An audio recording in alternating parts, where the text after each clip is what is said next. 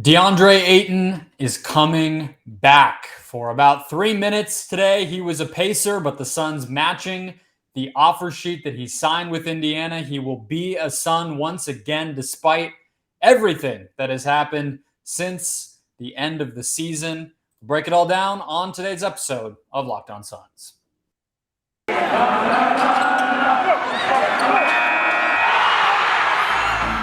You are Locked On Suns, your daily Phoenix Suns podcast, part of the Locked On Podcast Network, your team every day.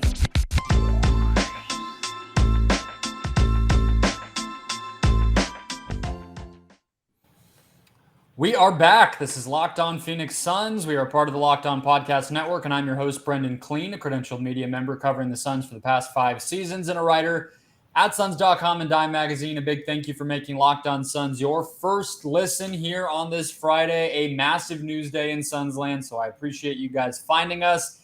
If you are on your favorite podcast platform, go ahead and hit follow or subscribe. Make sure this show is in your feed every day. And if you're finding us on YouTube, that's the best way to support the show. Go ahead and hit subscribe down below. And drop me a comment with all of your thoughts about Deandre Ayton. It is the day we have all been waiting for such a long time. And it kind of fell out of nowhere. So we're going to talk about how we got here, what's going to happen next, and how it affects Kevin Durant. That's kind of going to be the breakdown for today's show. Aaron Edwards is here to close out the week, as always. And Aaron, you keep getting, we were joking about this earlier, the best shows. You got the Booker injury in the playoffs. You got, I think, like when Booker came back, you did that show, and it just always is on Thursdays. So yeah, we had no idea this was going to happen. Yeah. I think I got the KD day too. Like, I think Yes. I just keep getting the big ones.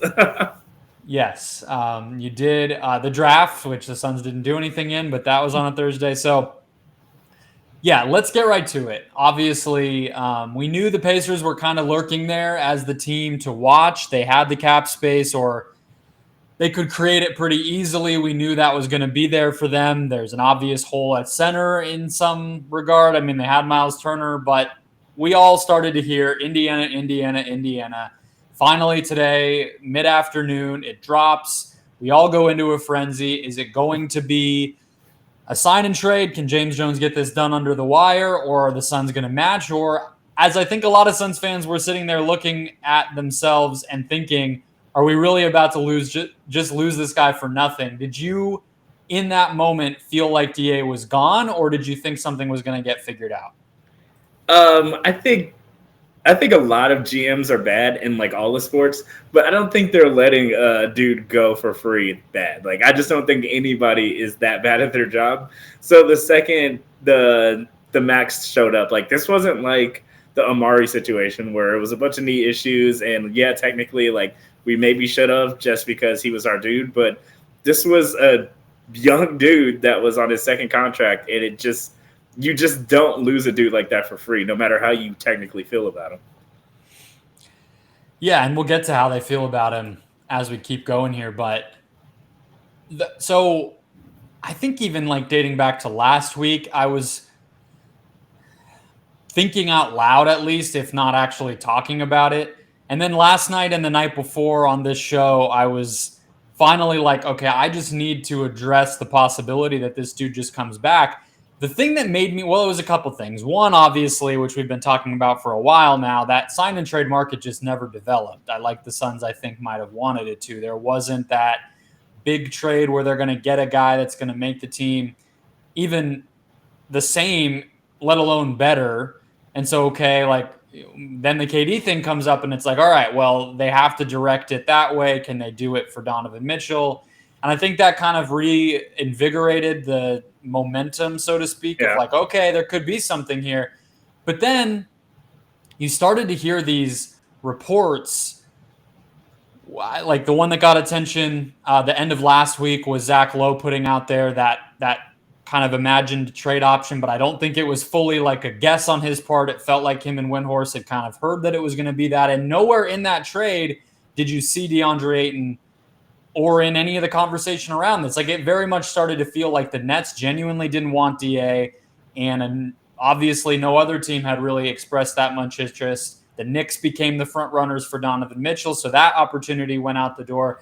And I was just kind of sitting there like, well, they can't lose him for nothing, and no one else seems to really want him. I guess he's coming back. I didn't think it would be on this salary. I wasn't sure how it would all happen. I thought there might be sign and trade stuff still there, but like you said, there was no version of this where they just completely let him walk. So it ended up this way. But I think the tea leaves were there. I don't think this was out of nowhere. Yeah, I think, and I tweeted it earlier, like, once I saw, I think it was like June 22nd, once we started seeing what like the market was and the conversation surrounding Ayton, it just really seemed like it was leading back to here or a sign and trade. There was no other options. Like, it just seemed like his options were slim. The money was slim compared to what he wanted. The max was slim compared to what he wanted. And the Suns just waited out. Like, it was smart what they did. They just kind of waited out what the market was going to be for him.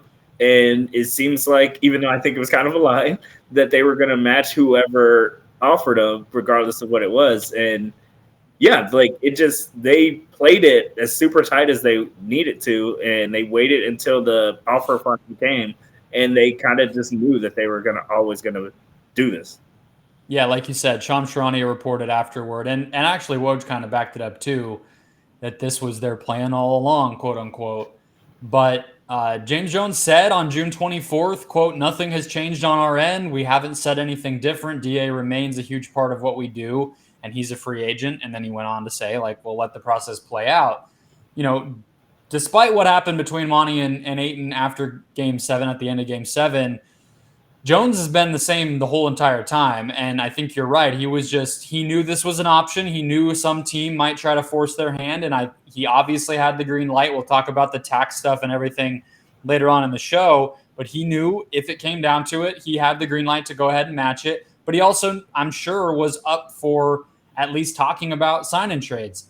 However, the reporting after this from Woj was the Suns didn't engage much on a sign and trade. It feels like that leak of they've agreed on this, but they haven't signed it, was the Pacers trying one more time to say, hey, you know, if it means you don't match, which we think you might do, can we give you something to make this happen? And the Suns didn't engage. Do you think they were right? Because I know Miles Turner was somebody you liked early on. There's other stuff that could have gone in, maybe a pick that makes the KD stuff a little easier. Do you think the Suns were smart to just match it and not even bother with that? That feels like a missed opportunity, but James Jones does kind of whatever he wants in those spots, it feels like.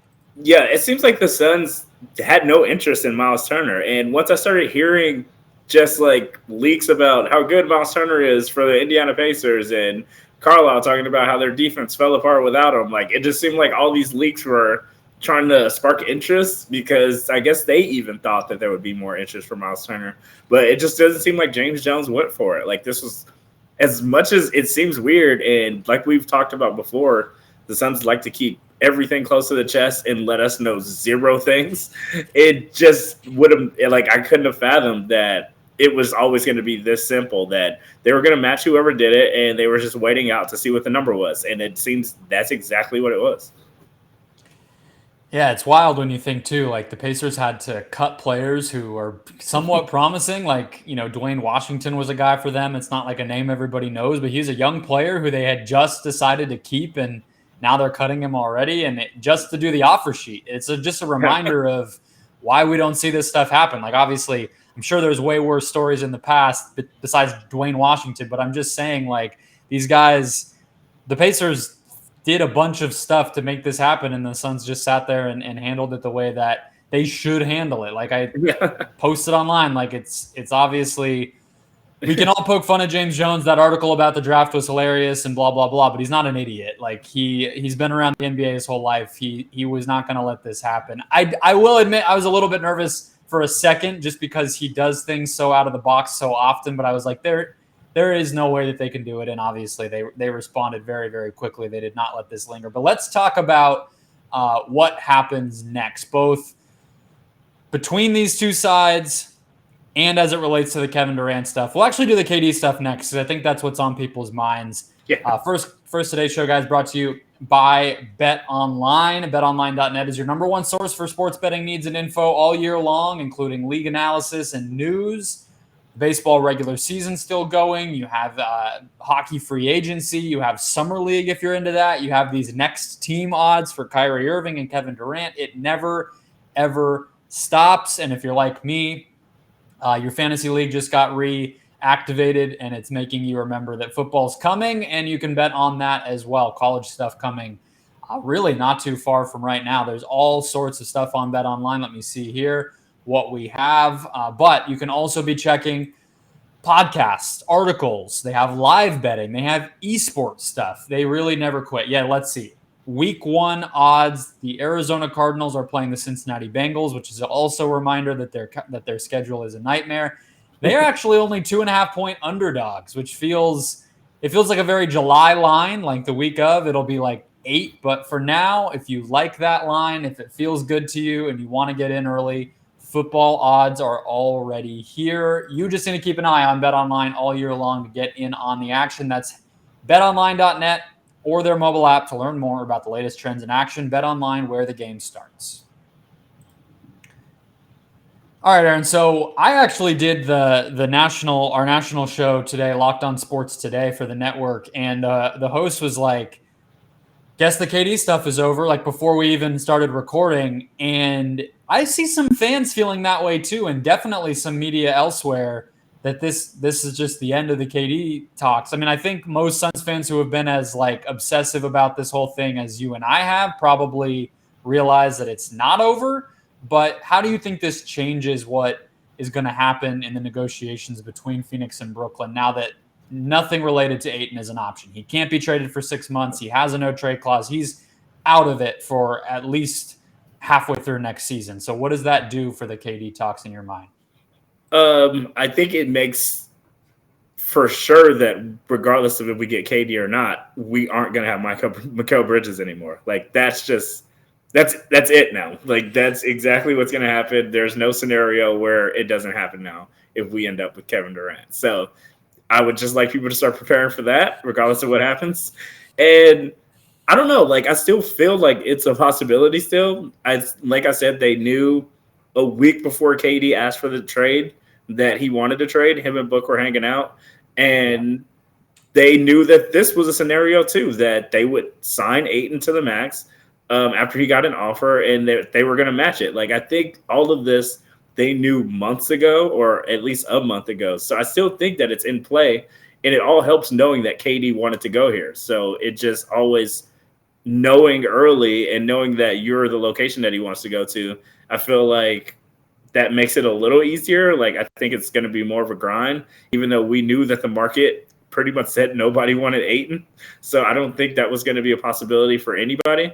And yeah, I still think it's a possibility, but I just think it's slim, and it's going to take like some real trade magic. Yeah, I mean, I read that quote from James Jones about DA, nothing has changed, etc. That was draft night.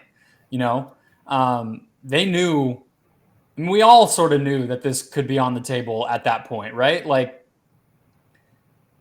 the idea that James Jones didn't have all these possibilities mapped out ahead of time is a little bit ridiculous. And even now, today, when he did that, he did it fully well knowing what it was going to do to their Kevin Durant odds. And that's part of why, like I was saying earlier, to me, once you started to hear that over and over the Nets were not interested in Ayton, and you started to hear these proposals that were being, thrown around on TV and everything else from national guys that didn't include Ayton, it's like, okay, it seems pretty possible here that the Suns are the team that values Ayton maybe the most, I guess, like just because they can't lose him, combined with it feels like they still have confidence they can get this done without him being part of the trade. Like if it was true that the Nets never wanted Ayton and that the smaller packages from the Suns weren't realistic, I think we would have heard about it by now. You know what I mean? I think we would have heard like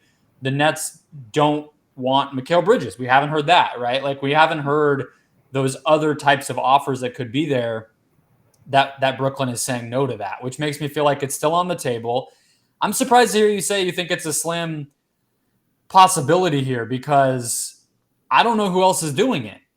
Like, yeah, And it's probably a larger possibility. I still think it's Suns or bust. I think either he goes to the Nets or he goes to the Suns. I just think it's one of the two. But I don't know. Like, it's a superstars league. So I feel like that regardless of what happens, the Nets are getting lowballed by everybody, it sounds like, from what Brian Windhorst said. And they said the Nets don't like anybody's offers. So I think the league knows that it's a superstars league and that KD is going to get out, like regardless of if the Nets like it or not. They can try to make him play, but that's just not the NBA right now. So I think KD, the NBA, and the Nets know that like the ball is in his court pretty much. And they're just going to keep getting lowballed by everybody because they know KD wants out. And that's the bigger part of this whole thing. Yeah, at the very least, Ayton not being an option anymore, it takes like the Godfather offer off the table, right? Like they can't put out, and I don't think they should have done this. I've said that from the jump, but it was always a possibility that they could have offered the Nets Ayton, Bridges, and Cam Johnson. Can't do that now. So it's like it lowers the ceiling on the biggest thing that they could have thrown out there.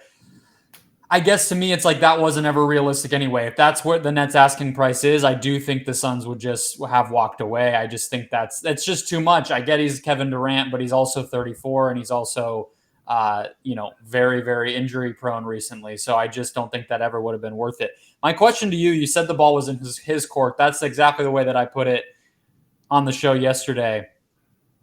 It feels like what we're waiting on, and Brian Windhorst has basically said this on TV, what we're waiting for at this point is for Kevin Durant to say something, to like reaffirm. I mean, the card from James Harden was to show up to camp looking like Fat Albert or whatever it was, right? Like, what's KD's option? Like, do you think he's the type of guy who comes out and does something public? Do you think he's the type of guy that if it dragged into camp, he's going to not report? Like, that's kind of where my brain's at, and I don't know what to expect because, again, he's never demanded a trade. As much hate as he gets, he's never done this before, so I don't know where his mind would be to do some of that stuff. Yeah, I don't think, like, a lot of superstar players don't really ask for trades that much. So, I mean, Carmelo, even when he was Silver wants you to think it happens all the time. Yeah, but like even when Melo like got traded from Denver, he didn't ask for it. He was open to it. He wasn't sure about re-signing with the Nuggets anyway, so they kind of had to. This is different because KD is he's got those 4 years, and it makes it a lot tougher because the ball is in his court technically as a superstar, but the Nets can still do whatever they want with him. So like he either has to come out and say like he wants a trade, but he just doesn't seem like that type of dude. And he lets Eddie Gonzalez, I think it is, handle mostly all of that stuff. So either Eddie's going to have to come out and say it or KD's going to have to come out and say it. Yeah, I don't know. I mean, I could see him tweeting something subliminal that kind of like... He's not a subliminal dude, though. When KD tweets, it's very specific. It's not beating around the bush. Yeah, him and Kyrie might have some things in common. That is not one of them. That's fair. I mean, I was going to say the other thing, like, I don't think he's been putting episodes out of the podcast during all this. So, maybe it's something like that where it's like, I don't know though. Like, if he came out and did an episode of ETCs or whatever his show is called and said like, yes, I talked to Joe. Yes, I asked him to trade me. And yes, I would be really excited about playing with Book and CP and trying to win a championship out there. Is that allowed? I don't even know the rules. Yeah, that seems like extremely specific. I don't think any dude, he's talked about how much he loves Book, and I think that's like as far as he'll go. Like, I think going any further than that is real like LeBron-y, and I just don't think KD would ever want to come off that way. He just doesn't seem like a type. He's always seemed like he's been sort of trying to be anti-LeBron, and I just think openly wanting to play with a certain player and saying it on your own podcast just doesn't seem like his type of move. Yeah, that's fair. I'm just trying to like map out where the heck this goes.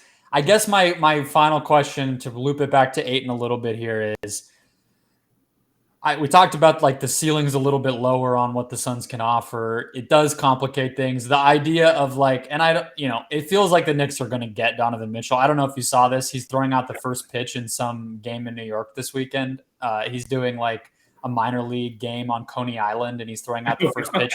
He's like decked out in a Nets jersey on a bunch of social media pictures. Like he's going to the Knicks. It very much feels that way. They apparently were close on a trade. So like, there was that idea of could Ayton go to the Jazz and then Mitchell goes to the Nets. Like, it doesn't feel like any of that's really there. So I guess my question is, it doesn't feel like the Nets are getting a lot of great offers. Do you think that something centered around Bridges, Johnson, and a bunch of picks is enough to convince the Nets to go ahead and get this done if Kevin Durant's not going to up the ante at all? Like, is that going to convince them to get this moving, or do you think that now, because the Suns can't offer quite as much and there's not as much flexibility and they're not going to get Donovan most likely, does that just make them say, all right, we'll go into camp and what comes out of that? Yeah, I think that you don't even want to come into camp with the drama that would bring, though. Like with Kyrie and KD, it just seems like way too much to go into training camp with a team that you're paying a lot of money to still, and with no chance of really like winning anything, with Ben Simmons playing basketball for the first time. Like, what are they waiting for here? I don't like know. That's what I don't think but I'm just trying to talk it out, because it's like, where is this headed and why is everybody being so stubborn? Yeah, and that's the word. I think everybody's just being stubborn, even though KD seemed like he was really cool about the whole thing. He talked to the owner firsthand and he went about it in a different way. And I just think that they don't want to take this monumental L. Like, I just think that the L is too big to take right now, and they're going to hold on to it as long as possible, because this team had championship hopes, and the second it's done, it's done. And you have to pretty much take a 30 for 30 size L on this team falling apart. And I just think Sean Marks doesn't want to be part of the history of that. I don't blame Sean Marks for that one bit. I'll just remind people yet again, something I've been emphasizing on here for a while, which is if you go back, 3 separate, pretty plugged in guys in the media, Joe Varden, Vince Goodwill, and Brian Windhorst, all wrote pieces in the aftermath or did, hits on TV or whatever their thing is, saying Joe Tsai wants to go back to normal. He's sick and tired of this. And Vince Goodwill went so far as to say he could imagine, based on what he had been hearing, that Tsai would rather pay Kyrie to cut him than to bring him back. I mean, this is a little bit me being facetious, but like, just to drive the point home of why I just don't buy this from the Nets side, and I think it's just more leveraging. I really feel like Joe Tsai would sooner fire Sean Marks than let that situation come into October. Like, yeah, I just don't think that's an option for them. Like, they can't realistically do that, like you're saying. It's just, it's too far gone. And that's why KD knew what he was doing and asked for the trade when he did, because he knew it was too far gone. Yeah, I don't think and we haven't even gotten into the Steve Nashness of all of this. I just don't think you want to go into an opening season with this much attached to your team, especially with put your head down, work hard type of dude like Joe Tsai. Like, he's not an owner to deal with a team like that. And I'm still not sure what he expected having Kyrie and KD on the same team, but I just think that he doesn't want to deal with this for 9 months, and he's already dealing with it now. I just think that they have to get something done, because even just the type of owner they have, like, we have Sarver, he's fine with drama. Like, he will always be fine with drama because he's a dramatic person. Joe Tsai, for all intents and purposes, is just a hardworking dude that hates drama, and he has the most dramatic team in the NBA. And I could just see him wanting to be done with this, like, ASAP. Absolutely. I was going to look. BetOnline does not have first coach fired odds. I think Steve Nash would be a nice candidate for that one.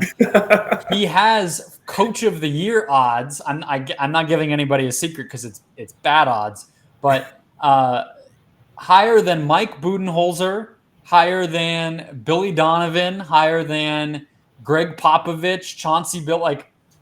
He should be at the bottom of that list. He's not going to be winning coach of the year. I do feel bad. He's a Valley favorite, but That's a rough situation, and I do not envy him. I don't even know if he knows what the names of the dudes he's going to be coaching are right now, so I'm not sure why he would be coach of the year. But let's move on to another coach that's in the middle of all of this, Monty Williams. The relationship that he has with Deandre Ayton, if it can be salvaged, how it can be salvaged. We'll get into what comes next for the Suns and Deandre Ayton right after this. All right, Aaron. So the lasting memory of Game 7 for Suns fans was their coach and former number 1 overall pick yelling at each other on national TV. It got everybody laughing across the NBA as if they weren't laughing hard enough already. And it made all of us think DeAndre Ayton was gone. And then as the offseason progressed, as we've talked about today, it got more and more likely he would come back. Now he is coming back. So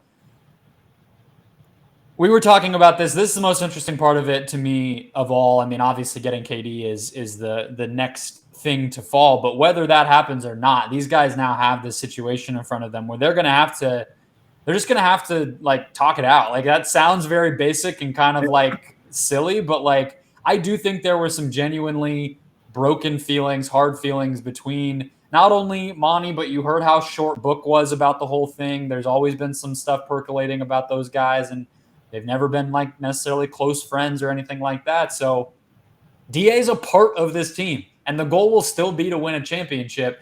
And he probably didn't want to come back. So how do they do this? Like, what do you start with if you're Monty Williams trying to get control of this whole thing again? Like I was sitting on it for a little bit, and I think a part of it is just basketball. Like I think the money's not hanging over the team anymore, and that just helps in general. Like he's paid. He knows that the basketball is just part of it now. And it seems like most of his anger came from the money part of it. And I just think if the money part of it's fixed and in big games, Jay Crowder's not getting more touches than him anymore, I think that this could still be easily fixed. I think that if he comes into it, like really wanting to take that next step and earning the money that he just signed for, because a lot of people still probably think that number was high. And I think that if he just comes in and just hoops now that he's got the money that he wanted. I saw the tweet that he said on draft night, like a successful career to him is getting to the second contract. He's got that now. It's just time to hoop. And I just think once it's just basketball, all contracts are signed. Everybody's got their dough now. Like it's hooping. And I think that's easy to fix when it's not about the billion-dollar industry part of it, and it's just basketball. You're probably right to a pretty good degree. I think to me, like I do trust, especially everybody there wants to win. That's still true, and I think that heals a lot of stuff too. I think Chris has been publicly advocating for him the whole time. It feels like we've always been trying to kind of find a problem between those two because we have this idea of what Chris is. I don't think there's a problem there. I don't think it's always the most fun thing on the planet to be Chris Paul's teammate, but I definitely don't think we have any evidence that DA like bristles up against it or that he hates it or anything like that.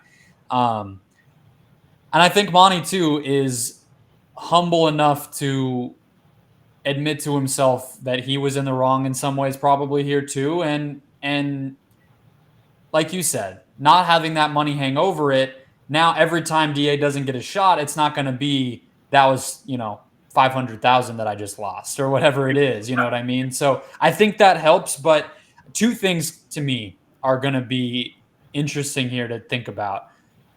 One is if this trade does happen still and the Suns do get KD and McHale's gone, and most likely I would say Cam would be gone. It kind of doesn't matter with him. McHale is probably the guy, at least based on anything I've ever observed, that's the closest with DA of any player on this entire roster. That's been true since the moment those two were drafted. I think McHale actually developing the relationship that he did with DeAndre is a big part of why McHale became kind of a leader on this team in a way as he got older. And so that not being there is a big thing that, if we assume like the Chris relationship's a little bit of like a mentor-mentee thing, it's not like they're necessarily, friends in that way. They're like 20 years, 15 years apart, whatever it is. Yeah. If Book and DA aren't like incredibly close, and then you bring in KD, who no one's going to know. Like, I do think that element, like not having that kind of insulation in the locker room for DA, that part might make it a little bit harder for this whole process to play out. I just think that's obvious. He's also doesn't have any of his big men that he just was, between JaVale and everybody else. So I don't love that aspect of it. But the other thing is, just from an on-court standpoint too, the money's there. He doesn't have to look over his shoulder like that anymore. But at the same time, like, the Suns cannot, in my opinion, keep making him play like he is JaVale McGee. Like, whether we all like it or not, we can disagree over if he can handle that, if he will actually play productively and efficiently, getting more opportunities. But I just feel like you have to at least try to give it. You have to let him fail at this point. They've never let him do that since Monty got hired. And it's like, if he's going to be here and truly be here, then you just have to play through some of those lumps.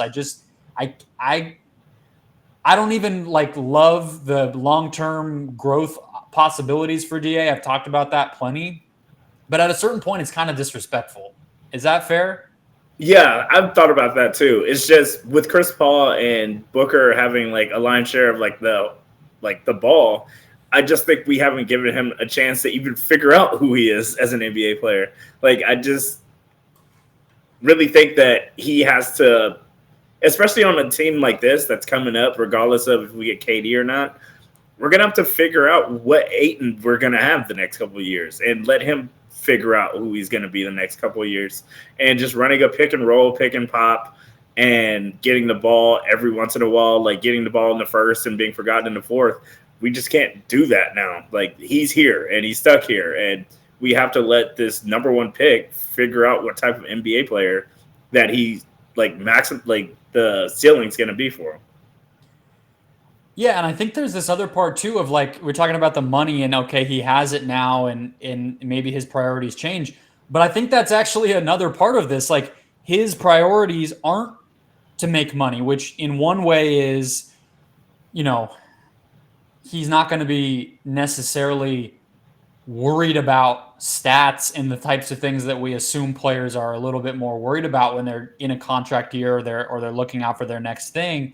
And for him, being young, it's not just the next contract, it's the first big one. And I don't think there's ever been anything wrong. I know it's funny to laugh at a little bit and it can make you question where his head's at, but like, most NBA players are looking for their second contract. We don't need to be dramatic about it, right?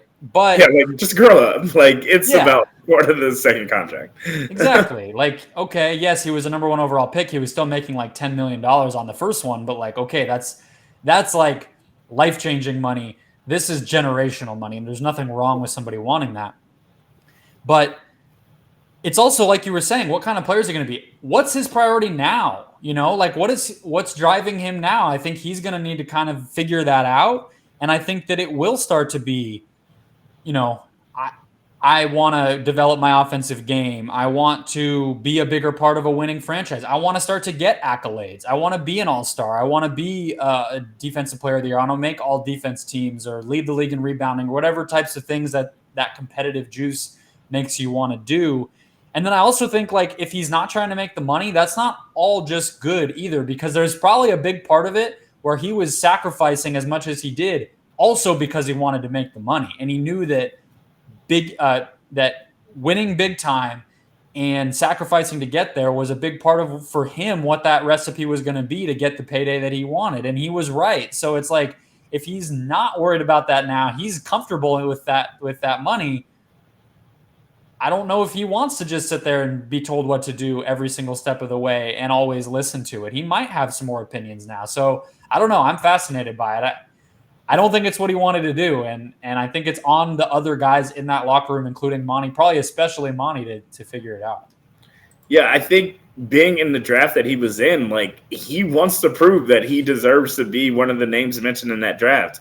And he's in a tough one, like Trey and Luka. Like, those are big names to be involved in. And you got picked before those dudes. I just think that at a certain point, he's going to want to take that next level and be mentioned in the top share, like, not just that draft, but as a big in the NBA, but a lot from that draft too.